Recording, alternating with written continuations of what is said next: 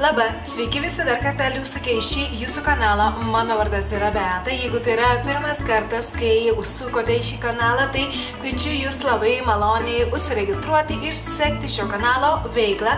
O šį kartą aš nufilmavau jums bendrą video su kita mergina, kita youtuberė, kurios vardas yra Gintė.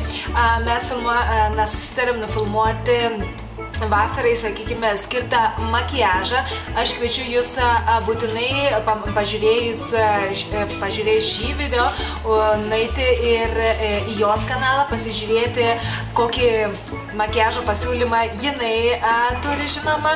Užsiprenumeruokite taip pat jos kanalą, pasižiūrėkite kitus video, palikite jai komentarus. Nuorodą į jos kanalą rasite informacinėje dėžutėje.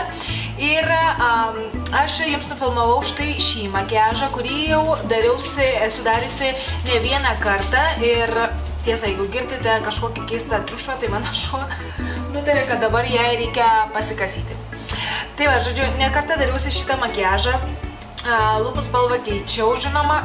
Beje, video galite pamatyti ir antrąjį variantą, antrąjį mano pasiūlymą, sakykime, toms, kurios gal nemėgsta labai ryškių spalvų.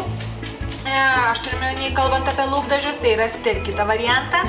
Ir man labai patinka, man atrodo, labai vasariškas tas makiažas. Man norėjosi kažko tokio, blizgaus, sakykime, ar ne, bet ne pernelyg dramatiško, ne pernelyg sudėtingo, ką galima pasidaryti, maksimum per pusę valandos, sakykime, ir kas, sakykime, nušviečia tą veidą apskritai. Ir, žinoma, norėjau šiek tiek